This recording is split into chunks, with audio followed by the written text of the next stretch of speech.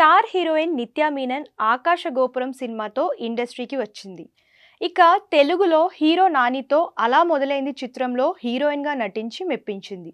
ఆ తరువాత తెలుగు, హిందీ, తమిళ్ భాషల్లో వరుస అవకాశాలు రావడంతో స్టార్ హీరోల చిత్రాల్లో నటించి ఫుల్ పాపులారిటీ తెచ్చుకుంది.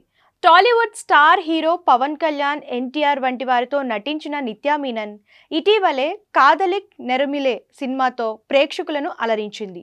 ప్రస్తుతం అవకాశాల కోసం వెయిట్ చేస్తున్న ఈ భామ సోషల్ మీడియాలో పలు పోస్టులు పెడుతోంది. ఈ నేపథ్యంలో తాజాగా నిత్యా మీనన్ ఇన్స్టాగ్రామ్ ద్వారా కొన్ని ఫోటోలు షేర్ చేసింది. ఇందులో పలు చోట్ల సెల్ఫీలు తీసుకున్న ఆమె నగ్నంగా ఉన్న ఇద్దరు అమ్మాయిలు, అమ్మాయి అబ్బాయి లిప్ లాక్ ఇచ్చుకుంటున్న బ్యాక్గ్రౌండ్లోనూ ఫోటోలు తీసుకోవడం గమనార్హం.